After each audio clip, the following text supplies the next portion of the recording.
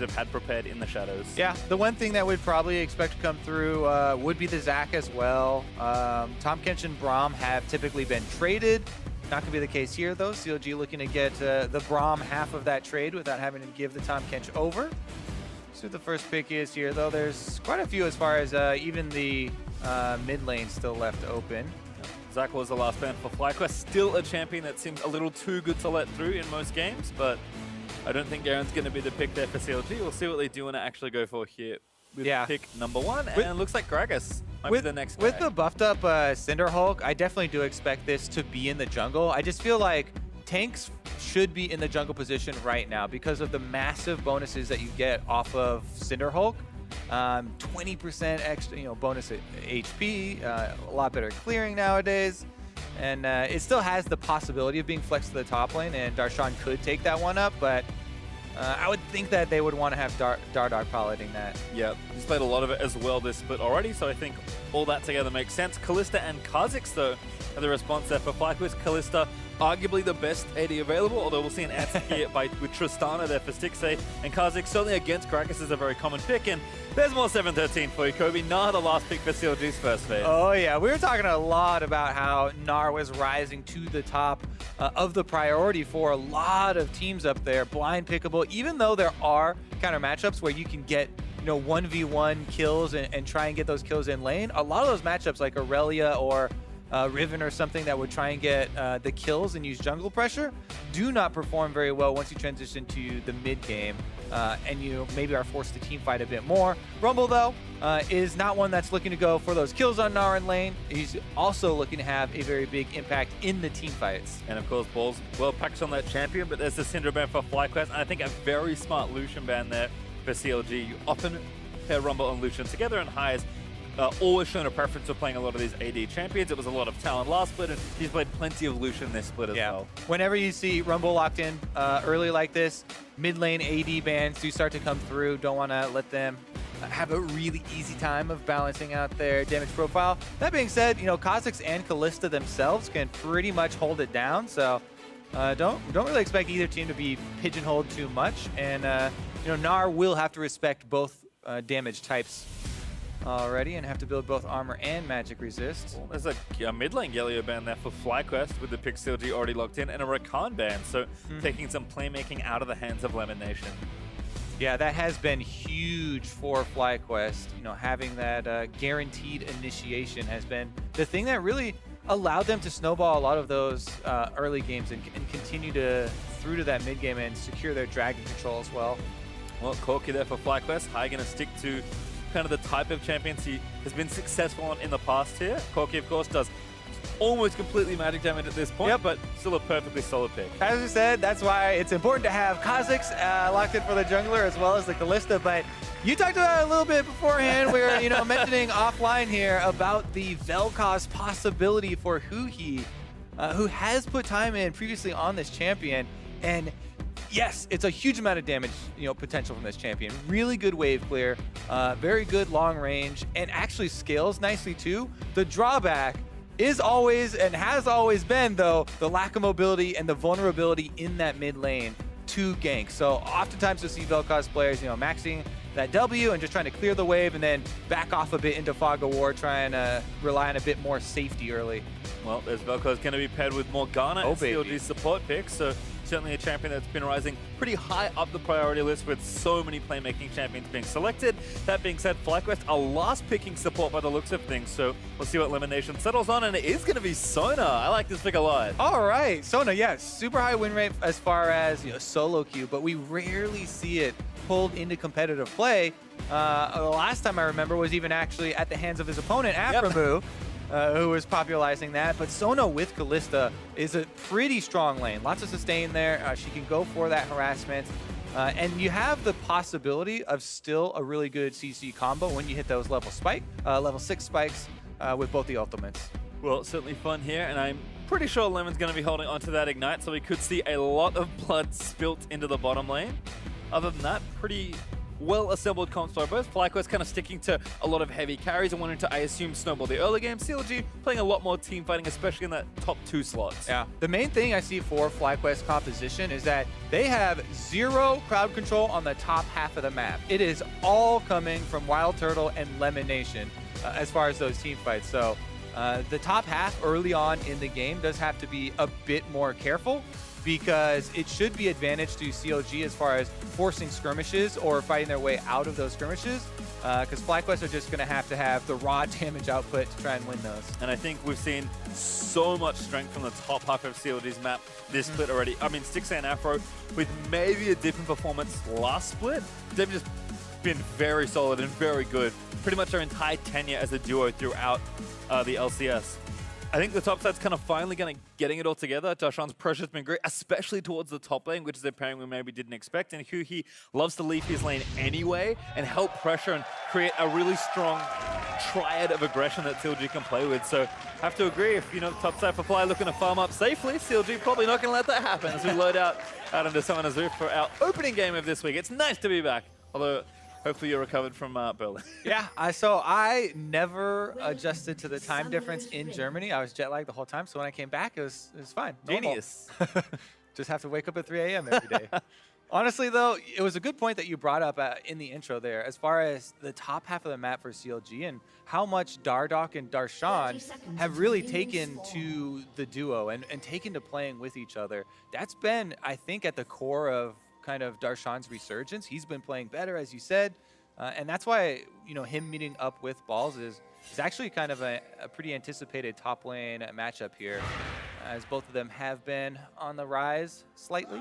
Well, there's a 4-man roam by CLG to the mid lane, but Binding misses high, so he'll dodge out of the way and stay safe. CLG, though, as always, have something creative cooked up. If you've got a CC on your support champion, might as well try and make a play, but cost them almost nothing, and it looks like CLG are going to wander back down to this bottom side and leash this red for Dardoch. Yep, it looks like they are not going to start off with the barrel charge on the Raptors, and he's not going to do the super pull that people have been doing. It does definitely cost the bottom lane, and up against the Kalista Sona already, you're facing a little bit of a difficulty there, so they don't want to spend that extra time. They're just going to pull the red buff for him. Meanwhile, FlyQuest doing the same. Getting their junglers off to those healthy starts. Moon able to save his smite for that first camp. Pretty straightforward there. Dardoch doing the same, and both teams should know, despite lack of vision, that jungler started on this bottom side of the map, because the top lane is met very early and the bottom laners will get there around the same time also. Yeah, and it really is important to give that pull and get the extra HP for your junglers right now, because the fights over these early Scuttle Crabs have gotten even more important. Lemonation here starting the coin, by the way. Same as Afromu. That is another item that has gained a lot of popularity with the increased gold values that you really generate off that thing.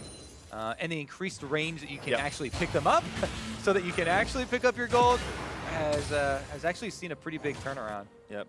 Seen a lot of different players be using that one more. I think Afro's happy with the item being strong. Nice ward there from High. Going to try and spot Dardoch. Well, at least see the buff isn't there.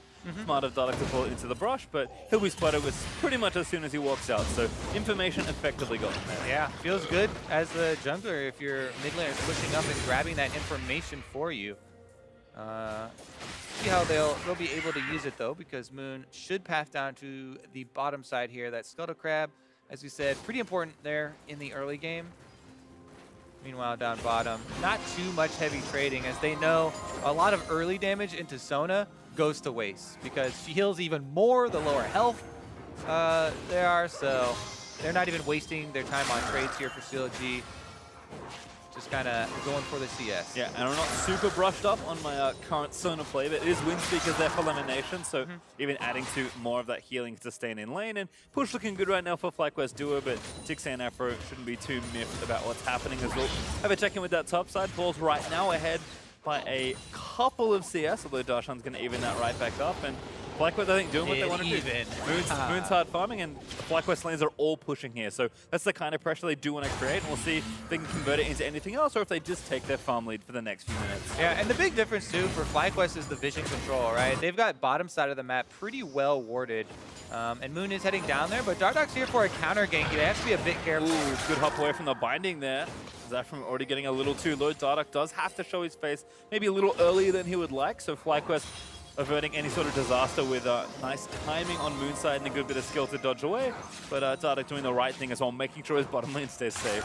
Yeah, and he sticks around a little bit longer just in case here. CLG are the ones with the lack of vision, so with his camps not up, it doesn't cost him too much, but it looks like they're trying to sneak in here for a wraparound gank just in case FlyQuest get a little aggressive or if a chance binding lands, but Lemonation able to sidestep there quite nicely. Yep, Binding not going to hit, and looks like the wave going back means Dardoch might be wasting even more time here. Ooh, balls on Darshan fighting once more, but balls again. Flaming down Darshan. Yeah, once so Rumble now scales a bit more aggressively when you put extra points there into the queue, and a really good trade there. Even though it does have longer cooldown, Balls was able to get some nice harassment, and now he might even go for the dive. He's gonna go straight forward, overheats quickly. Darshan about to get solo killed. Balls picks up first blood. It makes it look so simple as well. And I'm just going back to here to check, make sure they did not have vision of Dardoch. They didn't know for sure that Dardoch wasn't around. So that is Balls really taking initiative there. And he's not punished for it at all by any sort of jungler interaction. Yeah, let's take a look. Oh, Dardoch was in the lane. So he knows 100% he can go for this dive, and Darshan, just a bit greedy here, does not respect the damage. You can see him coming. If he slowly walks up to you right next to you under the turret, pretty sure he's going to go for that kill. Ball's able to get that first blood, and FlyQuest off to a very good start. It looks like high, low on mana, burnt the flash in mid lane as Dardoch came for a visit, but there's the ulti out of Summonation's going to visit as well. Huhi has to keep running. Dardoch though looking for the re-engage high, very low, but he'll stay safe. Yeah, they have a defensive perimeter around high so that Dardoch can't go for the body slam flash. Moon was going to intercept him there to make sure that they don't get that kill. Looks like top lane TPs also came to the area, so I think they were both cancelled looking at the current cooldowns, but no intervention there. High is able to farm this wave and get out safely. But again, that's the next attempted gank from Dardoch, going a little short as FlyQuest continue to ride some of their early advantages. Yeah, the mid lane is generally going to be pretty heavy on farm, as we said. Well, let's take a look at this trade here. Yeah, as we said, you know, the Vel'Koz, for people who are super curious, happy to see him in competitive play. Maxing that W, of course, for the early wave control. And we'll see the damage start to roll through. We already saw one example of the ultimate with that true damage. But because there were so many extra members around, no summoners really burned either. Yeah. Plenty safe there, it felt like, as FlyQuest do a nice job both attacking and defending. But only though getting pushed in a little more, and Stixxay actually nice and even on CS, should feel comfortable again. Zona lanes are pretty frustrating, but if nothing bad happens, Tristana will be happy to just take as much farm as she can get in that early laning phase as Hyde. Now armed with his Hex Trinket in the mid lane, looking to get a bit more aggressive perhaps. Dodging out nicely over all of the Vel'Koz skill shots. It's a tough one. That's the bonus of being able to clear out that wave so quickly as Vel'Koz is, yes, Hyde can try and go for a trade on you, but he's going to have to deal with the entire minion wave hitting him. So he took about as much damage back during that as he was able to get off. And as you can see in the CS, both of them neck and neck. It's been kind of that one early bit of presence from Dardoch in two places that hasn't gone right, but level 6 now for Gragas with the flash already. Doesn't mean that he might continue to look to make plays. Muno has just been hard farming his side of the jungle, so if he shows up, he's going to feel nice and strong. And this is, I feel like, one of the things in this jungle matchup where Kha'Zix can really get ahead, because Gragas just cannot out-damage Kha'Zix. Definitely can't out-damage him. He can try and make more plays or go transition into team fighting a bit more, especially if he goes Cinderhulk. But as you said, Kha'Zix, going for that spike as soon as you get warriors, you kind of time that one very similarly to the spikes of your solo laners in Rumble and Corki. Hyde did delay his Trinity Force because he's going for the Hex Drinker, which you do need for Spellcause, as they displayed earlier, but they are going to go for a little bit earlier of a curve, FlyQuest here, with their composition. They want to get Rumble, to his first item with his spell penetration. You want to get your Sword Boots on top of the mask, and then Hyde obviously wants to get his Trinity Force, and that's when you start to really force plays. Here goes the blue invade, though, is successful. Yep, smite away from Moon's able to get it. Really nice bit of pressure there from FlyQuest, and again, we expected CLG's top side of the map to maybe make it happen early, but instead it's FlyQuest looking again. Huhi gonna get jumped on here by Moon. High immediately backs forward. Huhi looking to disengage as Moon's gonna get blasted down with a laser, but Dardoch flashes over it, doesn't dodge the ulti. Dardoch snipes away Moon invisible. Yeah, Moon was taking a lot of damage from the Vel'Koz ultimate, trying to dodge back and forth and not disrespecting it and going vertically out. Didn't get outranged, and so Huhi takes it down to 10% there, where Dardoch cleans it up. Balls now using the ultimate, not only force up harass, but also wave clear. Yeah, well up there from Darshan. Started that combo up, but not too much damage dealt out to Balls. It looks like Dardoch trying to get even more off this play and look for an invade. Does steal away the Gromp, take away the plant, and Wild Turtle's going to be too late to find him. All right, so you'll notice here, Moon does have the R evolution first, which was buffed and gives you this extra speed plus invisibility, so you do get to make up for that distance. But look, his backtrack there before he saw Dardoch, that, you know, not respecting the presence of the enemy jungler or the possibility that he could be there, does cost him an extra like 100 health during the ultimate from Huhi, and that is enough to get him low enough. Dardoch claims the kill. Yeah, again, nice presence from Dardoch. Effective counter ganking again there in the mid lane and able to pick off Moon, who now has his Warrior Enchant finished. Would have made that mid lane play a little bit easier. High also with a chain ramping up damage of his own. His Balls continues to do just fine there. 1v1 in the top lane and bottom side. Actually a big CS lead here for Torta on Lemon. That's pretty much 100 to 80 as a whole wave's about to get denied perhaps as well. So Wild Torta's going to go back and spend a big heaping of money. Yeah, super nice for Kalista. As we talked about a little bit in Champion Select, the power of that lane early on is quite nice in getting the CS lead, but it really comes to power when we see the ultimates used in their kind of team fight here. Because, again, that is where FlyQuest are bringing their crowd control from. And it might have to result around an early Drake here, as CLG are actually setting up a lot of the vision first. We're going to try and gank High, who does have the package. Always a prompt for a Corki to try and make something dramatic happen. Instead, just going to Valk down the wave. Yeah, it was timing out there, so he was either, you know, use it or lose it, buddy. And might lose more than just the package. Dardoch coming in for the play, doesn't flash. Maybe just a bank kind of doing it, but the rest of Fly are here. Dardoch going to get burnt down. Moon has the damage. Able to take down Dardoch. Moon going to flash forward, look for Huhi as he wants some extra. Gonna need more than that though. Huhi low, but not dead. The power of counter ganks we are seeing in this game. 2 ganks on mid lane turned around by a timely counter here from the other team, and that is the importance of hugging your control ward side of the mid lane. All of FlyQuest comes in, High stands his ground. As soon as Dardoch uses his only movement spell forward now, they go aggressive. And Balls is just continuing to abuse Darshan in this 1v1. A huge amount of damage with the Leanders now finished as FlyQuest are able to pick up that first dragon and grab a Cloud Drake for themselves. But FlyQuest really been on the ball this game. Again, this attempt started by CLG. Yeah, so take a look here. High is kind of baiting in here. He's immediately turning around to do damage after Dardoch uses the body slam forward, and it's a pretty easy cleanup. Balls there does go for the flash to try and get an extra kill. They aren't rewarded, so we'll see if he does get punished for not having flash on Rumble, because he was doing so well in the top side. Definitely had control of Darshan early on. And we'll see if he does get punished. You know, maybe a visit from Dardoch could get turned around on him.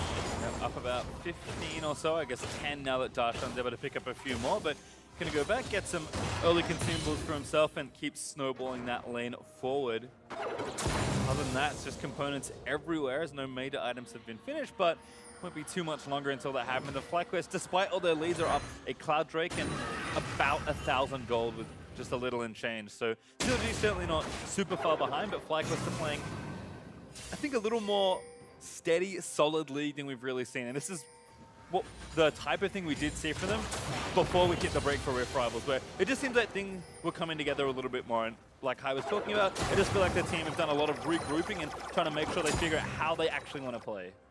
Yeah, a bit of direction goes a long way. And FlyQuest also do have a bit more of that early game oriented setup for themselves. So it is important when you do that to transition into the mid game with a bit of momentum, and it's important that they do have the Cloud Drake, but Ocean Drake spawning second, they would really have loved for, you know, either the Mountain or Inferno here. You know, Kalista with all her dragon control really kind of gives you an extra edge on the bottom side. We'll take what they can get though. Turtle and Elimination doing quite well in the bottom side, as you mentioned, even able to extend that lead a little bit. Yeah, like you said, though, certainly no major lead really being built for Fly, so we'll see if they can open up the game a little bit more, or if CLG will play almost in their trademark defensive manner and really open things up when they can unlock a lot of their Gragasnar team fighting that they've set up for themselves in Chancellor. Yeah, CLG do scale a bit more aggressively there towards the late game. Right now, though, as we said, Balls has no flash, and they're looking to punish him. Moon here, though, but the good Nara into the wall is going to get the stun. Wolf's going to land a second. Is Moon going to try and leap in the counter kill? But Ball already low. The scrap shot might be enough to keep him alive for long, though. But Darshan able to flash away. Moon still High's coming up the river, though. Also made the roam up. First Q going to land. Gatling gun, not enough, but he flashes forward, dodges the wall, and gets the last auto. Dardoch, though, able to act on the Moon. Yes, he does get the kill, and now High looking to play cleanup. Dardoch has no flash left, and Moon just kills him with a bit of help from the minions. Meanwhile, on the bottom side, Binding lands, but Elimination should be able to walk out. Yeah, they're just fine. Oh man, what a weird little skirmish here on the top side. Let's go over it again, because we did expect there to be top lane focus with Balls blowing his flash in that mid lane, and Darshan takes a very good opportunity here. Pretty much perfect setup as far as getting that Gnar into the side of the wall, but then Moon does a little bit of a wonky engage there onto the Gnar, and then has to kind of flash over to the side. High with a nice dodge, but afterwards, you know, Moon doesn't have his flash because of the previous engage where he jumped right in onto the Gragas and Gnar. And in the end, both Brodies down. Yeah, managed to take him out, and actually now the Trinity Force completed for High. After that sequence of play, gonna feel even stronger as Moon once again ulting down's completely snuck into this bottom side of the map. Does get a ward down, Control Ward's gonna spot it, but FlyQuest are already here for this play. Package there for High, but CLG moving behind their jungle to defend. Yeah, and again, just this Kalista Sona lane continually just abusing CLG's bottom side. Finally actually even able to get this turret themselves. So some extra gold here for FlyQuest. And this is kind of what we talked about as far as fueling that mid game and going into the mid game super strong when you do have kind of this early power and you're facing a bit more of an aggressive scale. This is exactly what FlyQuest want. I also want to talk about, again, the evolutions here for Kha'Zix because of the buffs to the R, where, as we saw earlier in the mid lane gank, it gives you that speed boost and lasts a bit longer, so you can gain distance still when going for those plays. You know, even if you don't go for the W early on. But if you don't upgrade your Q on Kha'Zix for your isolated Q, it does make it significantly more difficult to take the isolated Drakes or the big objectives like that. However, that problem is solved and that weakness is kind of covered by having a Kalista in your bottom lane. So because FlyQuest also have this super strong Kalista bottom lane that can control Drakes, it even enables Moon to actually go for that R evolution super early on, and we'll see if it actually benefits them much more. Yeah, well, it looks like CLG are sick of that bottom lane. Being 20 CS down, they're actually going to swap out of there and look to 2v1 Balls for a little brief moment. Total, they're already booking it towards the top side, and I imagine Lemon and the Sona will join in soon. First items have been completed for these bot laners though. Infinity Edge versus Blade of the Ruined King right now. And again, everyone's kind of ramping up for that next stage of the game, but FlyQuest rapidly approaching 3,000 gold ahead here in this game, and with Ocean Drake up in 5 seconds, could keep that objective snowball going, and even currently seeing pings onto that Rift Herald. FlyQuest acutely aware of the objectives they're trying to get, and I'll start it up here. Yep, and they have Kalista in the top lane now as they've rotated their duo, but similarly for CLG, their duo walking past is going to put a stop to that Rift Herald for the time being. Yeah, it looks like Turtle just going to be able to push up too, get a little bit more vision control here. Moon continuing to ult pretty aggressively also, trying to get some information, scout around the otherwise blind areas for FlyQuest. Total though, getting this lane shoved, bot lane getting shoved by Balls, and Darshan finally joining in here. Yeah, once you take care of the side wave there for Kalista on the top side, then she can come down and help out with actually taking the objective, which is what they need. Balls now though, 2v1. Good flash. Blastcone's going to get him out to safety. Because they saw the jungler down on bottom side though, FlyQuest can easily secure this Rift Field. They know 100% this is theirs. Kalista plus Kha'Zix. Very simplistic. Yep. Easy enough two-man there. It's High. Still poking Aphromoo as they're just trading poke back and forth. Drake though over to CLG. FlyQuest will spot it. but far too late to try and contest for it. So CLG attempt on balls on the bottom side, happy to convert into an objective, but Riftchild instantly used mid here by Moon, and that tower's gonna die. Ooh, Balls actually isn't with the team. He does have teleport, but... Oh, the CC chain! I think the Riftchild's got enough help for this charge still. Not quite enough, but just one more auto. Oh! Okay, it goes down. I was going to say, even a couple minions would help out there, and they're finally able to get it. So FlyQuest have taken down every single outer turret of CLG now. They have the full perimeter to work with. And next step is to go back and purchase with all their gold and try and move up this ward line. They've kind of been stalled out here in the shallow end of the jungle. But now that they've got the full 4,000 gold lead, they can try and press in. Talk about the earlier spikes as well with the composition, the crowd control that comes from their bottom lane, as well as Trinity Force being completed finally. And Rumble has actually been fully operational and ready for a team fight for quite a while here. All you need is level 11 and some spell pen. Yeah, it's got one better than that, as Blue Buff going to go over to Huhi. As Fly finally go back and spend a pretty mountainous amount of gold. Moving towards their second items pretty quickly here. Inventories are all bare right now, but everyone had at least 1,000 on them just before those buys. So FlyQuest certainly done a nice job snowballing themselves into this mid game. It's just a matter of how they accelerate this lead. And of course, when you think of a champion like Kalista, you look at the point of the game we're in, Baron is the obvious objective that comes to mind. Yeah, and this is the point too where a lot of teams stall out. Right at the 20-minute mark, once you've taken all the outer turrets, those are the super easy objectives to go for, right? And actually don't even take too much coordination. But once those outers are down, it requires so much more forethought to push all the way to secondary turrets, to prep your side wave on the opposite side of the map as well, so you don't get collapsed upon too easily. That in combination with the fact that the Baron is so strong right at 20 minutes compared to the power of champions at that point, it's so risky and not even that viable to set up for vision control around Baron, because the enemy team knows that it's incredibly risky for you to go for it. So this is kind of the point where a lot of early game teams fail, is right around the 20 to 25 minute mark, and they kind of stall out. And you can see CLG know that yes, they are behind, but certainly not out of reach at this point, trying to set up and get some gold back to themselves by picking off a member of the FlyQuest duo. But Turtle, despite effectively solo pushing, playing very safe, and now the Runin's gonna blast down the side waves even faster, and CLG just kind of have to sit back with no real room on the map currently. I hope that FlyQuest slip off, or they can set up a plane, then take the objective. Because right now it feels okay, given that yes, the game will stall a bit and that CLG should be able to take these outer turrets. But at some point when you don't take them, that golden map control you expected to get really costs you once you hit about the 30-minute mark. Yeah, kind of the mid-game teamfight is very pivotal. It really does hinge on, can CLG actually set up their crowd control? As far as the Gnar that you mentioned, if Gragas is able to set up for a really good Gnar engage, then the damage is actually starting to come through. We talk about the scaling of Tristana, the scaling of Vel'Koz. They're just kind of getting into the points where they feel comfortable there for the team fights.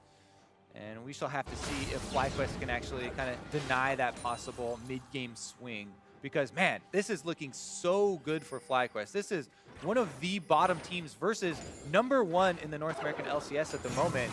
And a very strong opening for FlyQuest. That last week really did wonders as far as their morale for the team, and Hai, as you said, talked about it in his video, kind of refocusing as well.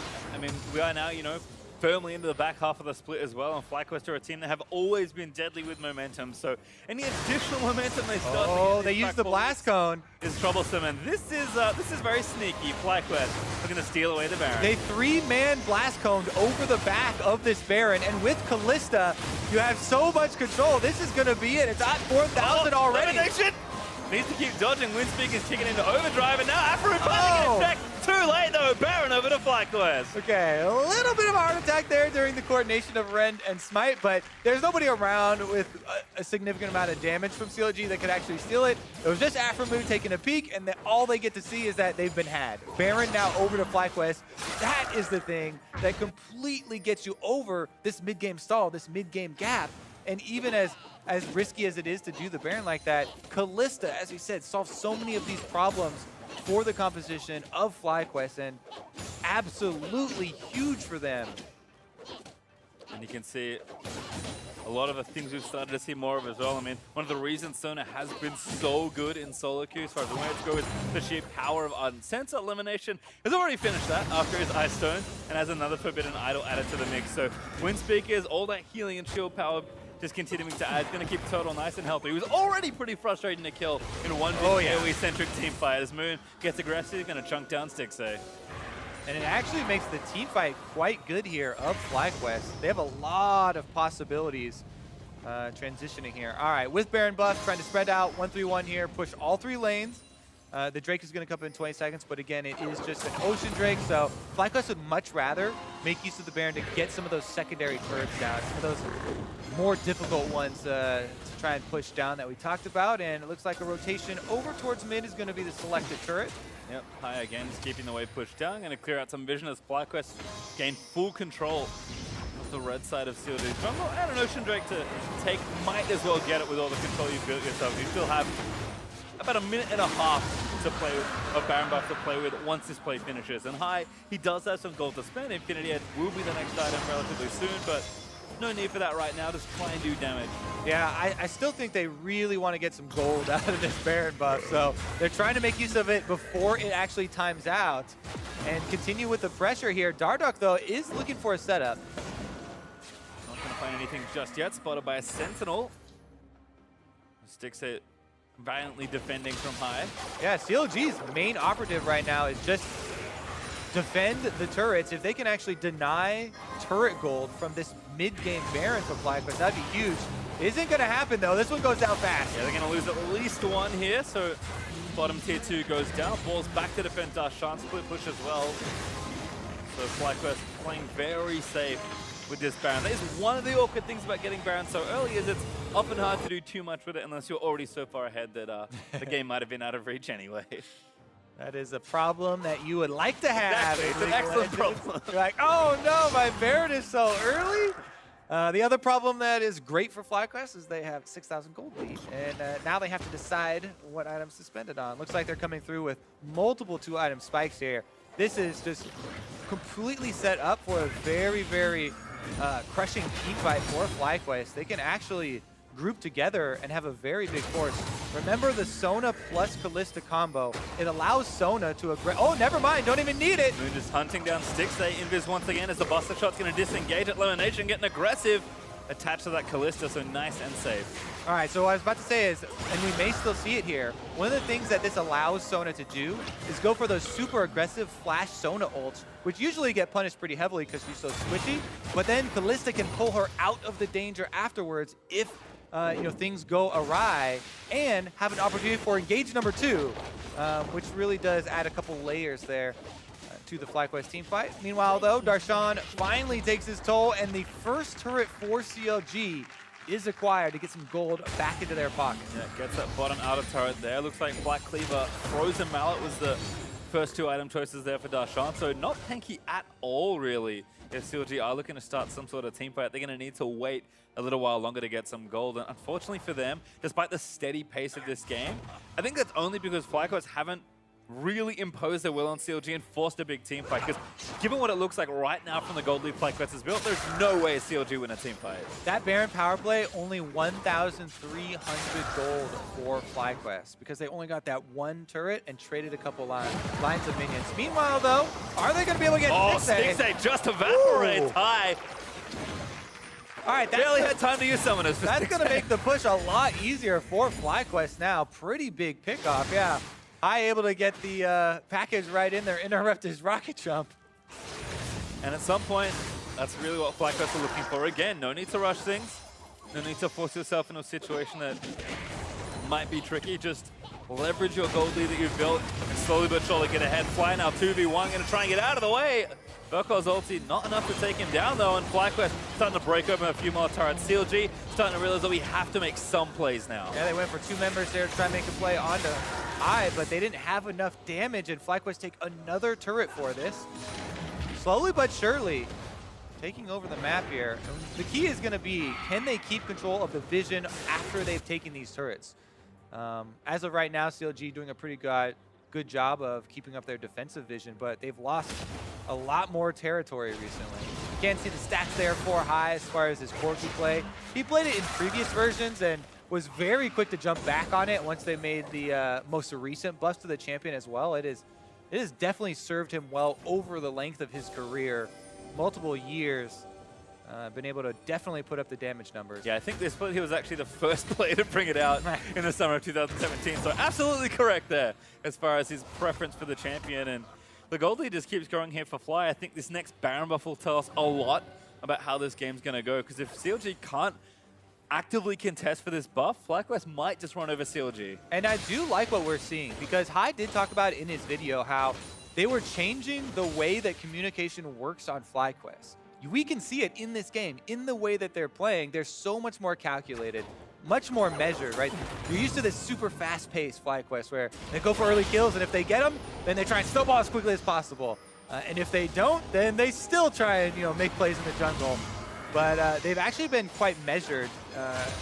Aside from the blast cone over the back of the Baron, which was the main risky play that they called for, and was actually a pretty good calculated risk considering they also had pink wards. But aside from that, it has been a very methodical and kind of calculated FlyQuest here. And I think CLG have kind of opted into that game as well. I mean, they've been playing very defensively, making sure they pick up their farm, just trying to get to that break point where they feel like they can win a team fight. Yeah, Tristana getting... Oh, Dardoch with a play, does knock High back in. He's going to get rooted by Morgana and blown up by the Vel'Koz Stixxay. Just enough damage. He's going to leap out, but the flash on from Lemon's going to barely miss. While Turtle, though, into the mix on the fight, going to try and take down Dardoch as the first. He's low, but he's not down as the ulti. Back down almost torches Moon. Oh, Balls are still teleported into enemy territory. Now he's toast. Dies to Darshan, who also TP'd in. CLG pick up 2 quick kills. Gonna maybe knock down this turret as well. Oh, what a turnaround there. CLG take the pick onto High, and they're gonna take the turrets right up mid lane. Dardoch comes up big with the flash on his Gragas, and he actually lived with 70 HP there, walking out as well. The Ren unable to finish him off. More than enough, I think Dardoch's thinking, as they'll even rush down to finish that mountain. Dardoch much healthier now that his pass has been ticking for a few, and this mountain would have been great for FlyQuest to get their second Baron, unfortunately for them. The honor of this Drake goes over to CLG, who finally showing some signs of life. And 31.5 minutes in, CLG might have waited just long enough. This is why we warn of the scaling. Oh my goodness, what a prediction. We'll definitely give him credit for the prediction instead of saying that it was crooked there, because what a huge play from Dardoch. Starts this thing all off, gets the Corki, who's one of the biggest sources of damage right now, off the field. Then he barely survived. That's actually even less than 70. But Balls actually completed his teleport, and they thought they were turning it around there. So another kill and another cooldown given over. And High, definitely a lot more respect now. It's another ult from Dardoch. Gonna look for High, but not quite enough range to complete that one. So you can see High instantly backing away as soon as Dardoch body slam near him, and Darshan actually slowing down High with a mallet. Yeah. High to keep fighting, but Turtle on the flank might be okay. Stixxay forced to leap away as the ulti from Lemon might be enough to take down Darshan. High does die there, and now Turtle's gonna flash out from under the Vel'Koz, knock up CLG. Still up 4v4 with Balls not having too much health. Moon getting chunked down there by the poke, and CLG starting to really fight back here. Yeah, 1-for-1 trade, but Sona's actually healing FlyQuest up at the moment, trying to get back in defense. CLG cut them off from getting around to the turret and make them go the long way. Yeah, Vel'Koz with his long-range pokes able to cancel any recalls or attempts to swiftly move back to defend the turret. So Stixxay going to get that free time and should be able to take this one down. No real major cooldowns here for FlyQuest. Have to concede another turret. Yeah, man, the poke from Huhi was consistent there. Even though Sona is spamming W, spamming that heal, Huhi hit about 5 Qs on the Vel'Koz from just that spot over there. And able to keep them low enough and zone them out that CLG take a second turret off of that one. Even with all this big turnaround for CLG, they are still down in gold, but this is the reason why we warned against the scaling of CLG's comp, and we warned against the power of their front line. Gnar and Gragas, the reason they're so big right now is because of their late game playmaking ability and the presence of this front line, which allows your backline to get out more DPS and effectively helps your team fight in so many different ways here. And even though they don't have flash on Dardoch, for another minute or so, they do have their Gnar flash. So Darshan could actually create it himself this time. if he's able to charge up his Narbar. Well, FlyQuest pretty well set up to maybe try and win their own team fight here, but CLG have played catch-up maybe much better than FlyQuest would have liked, given all the item completions. High gonna push out that top lane, although bottom wave's been a pretty constant sign of distress for FlyQuest here in this game. Darshan been vigilant in his pushing of his respective lane, and now the Baron priority has been opened up for CLG. They're going to get a pink ward down into the pit, and FlyQuest are certainly playing around that Baron. They're going to try and take that one again, but Fate's Call Burnt going to protect Lemon Nation. Oh my goodness, the Vel'Koz damage is coming to fruition. He's got the 3 items. Oh, here we go, some more poke as well. He lands another Q. A flank, but Dada looking for high, does boost him away. Darshan again, so persistent, so pesky, hops forward, looks for the boomerang. Not going to land it, but Six is kind of cut off balls here. Root going to miss there. FlyQuest managed to re-engage. Double! Oh! Good takedown. Dardock Balls able to torch him down as Wild Turtle laying damage into Darshan, who's now gone Mega Balls with a good little refresh on the zombies. His Lemon Nation's Redemption able to heal quite a lot back. Still needs to pick up the big carries though. Huhi and Six still up for CLG. Difficult to chase CLG as they've got the Dark Binding as well as Vel'Koz damage coming out, but FlyQuest making the move over to Baron. They do have the Kalista for the seal, but still it's 4 CLG members up. It is a bit risky to go for that fight and corner yourself inside the pit. Darshan TPing back in. FlyQuest have a lot of Baron damage, but could still be problematic. The Vel'Koz ult could just destroy them here. They have to be careful. Yeah, Huhi lining up the perfect. Oh my God! Gets picked up by a Q. Gonna commit to the Baron. They have to take it down. The smite is there for movement. Stixxay leaps to the pit to try and take him down. Moon goes to mid, gonna try and outplay, but he goes down as that's Lemon going down as well. CLG gonna wipe out almost all of FlyQuest. Oh my goodness. Balls does survive, so they have a single Baron buff left after that call. In the end, it was a 4-for-2 trade plus the Baron, so slightly, definitely favorable there for FlyQuest, but it is going to count, how much can they actually use this single Baron buff that they have? Plus, you have to also detract the top lane turret, probably going to go down on the top side to Darshan as well. Certainly is. Darshan able to take down yet another turret. Cool. Don't lose that Baron buff, Balls. You guys paid a lot for it. Yeah. Huhi with the poke does not quite pick up balls, but watch this fight again. I mean, FlyQuest feeling under pressure here, just felt like they had to force a fight. I was thinking it was going to be a Vel'Koz ult on them in the Baron pit that was going to do all the damage, but it's just the Thunderlords, the W and the Q. Turtle hops back, and Huhi lands it right onto him, just taking him out with only poke damage. Even with that, though, they do get a nice combo on the side there. As you can see, Darshan threw 2 of them into the wall for a CC combo and absolutely destroyed them, picking up another couple of kills. And I can't tell if Dardock was sad that he died or happy that they managed to wipe them, almost wipe them around the Baron. Probably both. Yeah, a little bit of back-to-back reactions there for Dardock. A little bit of column A, a little bit of column B. But CLG going to be happy with that result. And FlyQuest lining up another underwhelming Baron power play, unfortunately for them. We'll see what they can do with that Soul Baron buff on balls. They're going to start something else as Elder Dragon, the next big objective to spawn. Yeah, so once you get to this stage of the game too, especially with a significant front line like CLG have drafted, the problem becomes, can you poke off the Banshee's Veil on Vel'Koz before you have to fully engage? Because with that on, it becomes incredibly difficult, and you can't go for that flash Sona play that we've been looking for with the Kalista combo. Oh! Getting aggressive, does get rooted by Afro Moon. Dardock not going to go quite back in, but Turtle's actually started the Elder Dragon, laying spears into it. He's got lifesteal, so he's tanking it up here, especially with Sona heals, and he's got plenty of spears. They could secure it. Oh, Darshan getting burnt down. Mini-Bomb is just so squishy, almost has enough rage. But a root onto balls is a nice zone. He's going to keep him alive for a little while longer. Wild Turtle still getting spears in there, but Huhi able to take him down with a laser. Balls dead as Dardock leaps into action on the Moon. He's forced to flat out of the area. Stixxay aggressive. Knocked by Lemon Nation. He's going to go down. Big mistake from Stixxay. And now Afro going to get aggressed on as FlyQuest look to re-engage Moon. Getting chain CC, but Turtle with the flank takes down Afro. Moon still alive. There's a second kill onto Dardock. FlyQuest able to find the team fight win. Oh, first Balls actually puts himself in a bad spot, zone using, and gets immediately stunned after he comes out of it. But then Stixxay jumps into the entire team, gets hit with the Kalista ultimate Sona knockup, and that turns the complete opposite here for the team fight. FlyQuest take the fight, and they take the Elder Drake. Yeah, this is going to be very straightforward. Having Smite, they've got the Rand. This Drake's going to go down. FlyQuest finally winning a team fight, it feels like, despite the lead they built. So look at this. So Balls gets chunked down, and he kind of panics here a little bit, uses his Zonias, even though only the Vel'Koz ultimate, or the Vel'Koz W had been used on him. So he immediately gets killed afterwards, and CLG take that opportunity to jump in, but then Stixxay hops into the back line, and you can see the Sona came out of the Kalista ultimate before Wild Turtle got knocked over that wall. So he still got to come out and knock up Stixxay, and eventually he's able to get right back around here.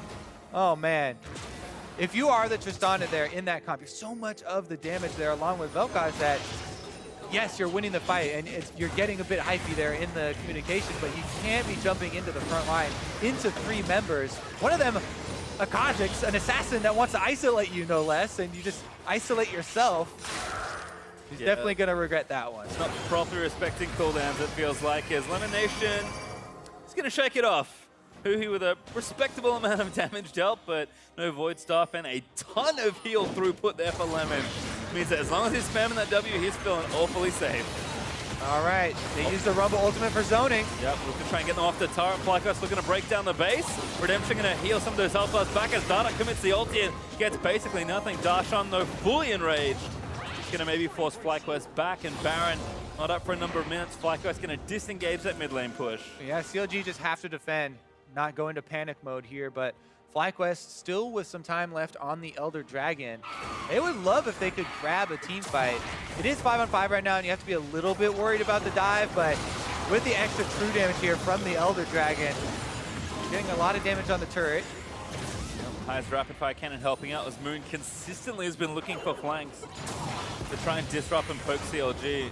Yeah, they have all lanes pushed right now with the minions, trying to get those stray shots onto the turret to get them burning down.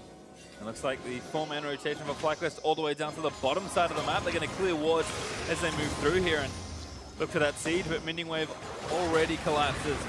They'll switch back to mid lane here, and decent damage, but no turrets falling just yet. Yeah, any opening that FlyQuest get during a rotation like that for a couple of shots on the turret is very important, and it does add up because they're a very short-range team and not the best siege team here. You know, High has his rapid-fire cannon and Trinity Force, so he can get in there for one of those big autos on Corki, but it's not like they're going to be able to burn down a whole turret, so they have to take these chip shots at it and slowly work their way down. Looks like with a minute left on the Baron spawn, FlyQuest have decided it's time to reset and move back towards that objective. You can see again just the sheer number of items built on both sides. I mean, Moon just finished a Lord Dominic's Regard, so he's all in on the assassination front. I mean, we saw what happened to Stixxay. And he leapt in a little too far forward. Moon again, you can see why he's looking for these flanks, just trying to assassinate someone. Yeah, you definitely don't want to mix up your battle lines here if you are CLG. There's a reason you draft such a good front line and such long-range damage for your back line. You want to keep them in their places and just execute the team fight basically from front to back, as we call it. Trying to kill whatever's in front of you first, because your DPS is so big from the long range that it's hard for the enemies to kind of get back there to them. Here we go, though. They're going to try. Moon looking for it, but spotted out there. Is Afro now going to pop coin? Oh, Lemon wants it. Lemon flush all the actually finds 6, but he buffers to jump out. Damage still there, but Kalista's going to peel off Darshan, who's looking forward. Huhi blows up the Sona, but Wild Turtle still doing a decent amount of damage. Dardoch with a massive play that Nard's going to move it in. Huhi grabs an instant triple kill out of the play.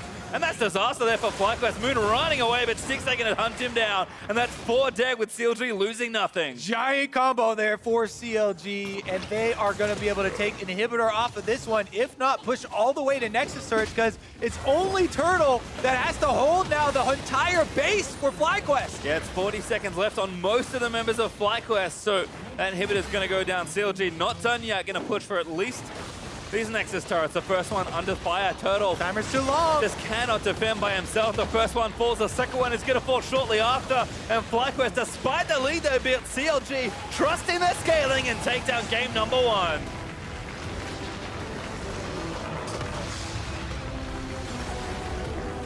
That was a very CLG game 1.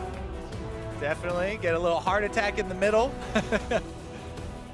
Early game looking a little rough. Stixxay Yeah. a team fight, 1v2/1v4, but in the end, CLG trusting their team fighting and able to emerge victorious in the first one. Yeah, as you should with that composition. As we mentioned, like the later it gets, the harder it is to mess up a team fight with that composition. They've got Black Shield for Tristana, Vel'Koz has his Banshee's Veil, and both of those are two of the longest range DPS in the game. And you've got a front line like Narg and Gragas should be able to, come out with those type of team fight victories. They do execute there in the end and run it all the way through to the Nexus. I mean, do we feel like for FlyQuest, we praised them early on for the more calculating, methodical playstyle, but at some point you have to kind of push yourself over the finish line. The game may have stalled too much in the mid game. It's definitely difficult, and that is the balancing line that you have to go over. But as far as the results and seeing, it's much easier with hindsight 2020. But trying to pressure there, as we said, that's why we kept mentioning this 25-minute mark, where this is where a lot of the early game teams stall out.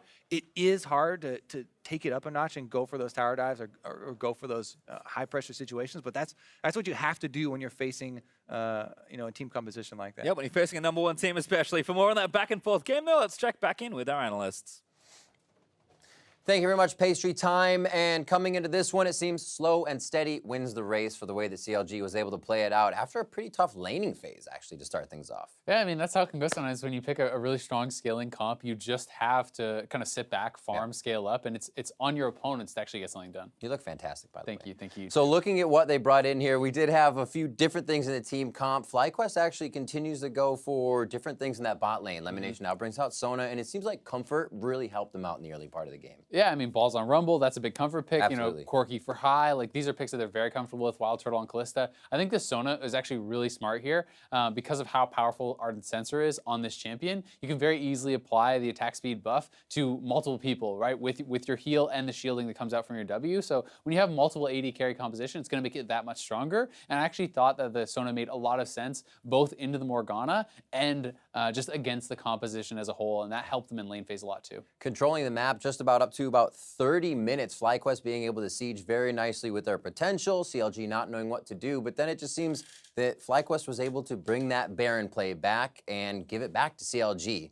Not the way they wanted. We'll pull that replay up here to see what happens. FlyQuest always in control, and then they seem to kind of snap judgment.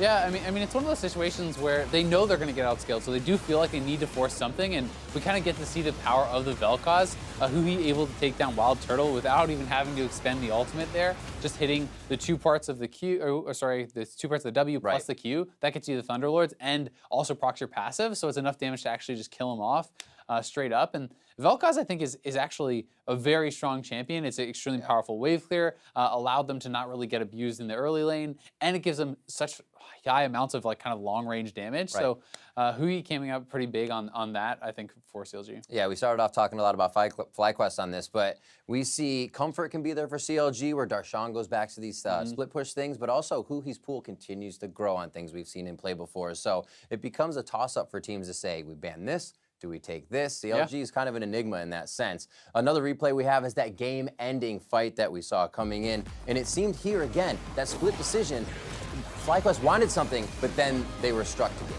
Yeah, and I think, a lot of credit has to go for Stixxay as well. He actually buffers the rocket jump as Lemon is flashing in. If that ultimate hits him before he can get the rocket jump off and he's actually stuck in the equalizer and doesn't get that distance away from the team, he may have gone down right off the bat. But when you fail that engage, Vel'Koz able to turn around the fight and able to get so much damage out. Look at that gold grab. Yeah, I mean, they were actually very far behind in gold for most of the game, but it doesn't really matter by the end of the game when you are at these 5-6 item points for CLG. It doesn't matter how much gold you are behind because your champions have simply outscaled. Like Tristan, it's so much easier to actually contribute large amounts to team fights than it is for Callista. Someone like that who has to get through the massive front line, plus Tristan has the protection of the back of the Black Shield. So like, I think that CLG just had a very strong comp and FlyQuest wasn't really able to snowball the game. Very composed in the end, coming from CLG. We need to see that from the top team, or one of the top teams in the league. And if they can't kind of handle being down in the early game, we won't see them up there for very long. Player of the game now going to Hui on that Vel'Koz. Again, as he expands the champion pool, taking the floaties off, no more kid size. He's going everywhere. He's got Galaxy with Aurelion Soul, now bringing out the Vel'Koz as he shoots more stars. The math He's just doing it. I just think he's one of the best mid laners in the NALCS now. Yes, there's Jensen, there's Bjergsen, like Froggen's been performing very well, but like people are starting to realize how good he really is, and he's so good on so many picks now. Who he is constantly impressing me, and I think that this is cool to see. You know, we talked about at the top of the day, what is the interpretation of the meta for some of these guys coming into 7-13? We've seen Sona. I think that makes a lot of sense with some of these double AD carry compositions, and also with the rise of Morgana in the NALCS, it's a strong lane answer there. Plus now Vel'Koz, so that's just the first game of the day. So very excited to see what else these teams have in store. Absolutely, and actually we do have information that Omar God will be subbing in for Game 2, so that is going to be quite interesting to see what happens in the composition. How do you feel about that kind of switch up as we go from game to game? I mean, it's one of those things where there was a lot of hype around him, but he has not really been able to perform in the competitive scene. He did great at Scouting Grounds. You know, that they got signed to CLG Black or CLG Academy, I think they are now. But you know, they weren't able to qualify for Challenger the first split. Now this most recent split, the only team I think they got a win off of was Delta Fox. So they're not looking so hot competitively. It's hard to pinpoint, you know, who's the success point, who's the failure point, because he has looked better, I'd say, than the rest of his team. So it's a big opportunity for him if he can prove himself on the big stage. All right, we'll have to see. We've had a few of those opportunities to be given out. Mike Young just showing well, so maybe there's a few more to shed some light on. We are stepping away for a quick break, but when we come back, it is Game 2 between FlyQuest and Counterlogic Gaming. Don't go anywhere. You are watching the North American LCS. Does it work?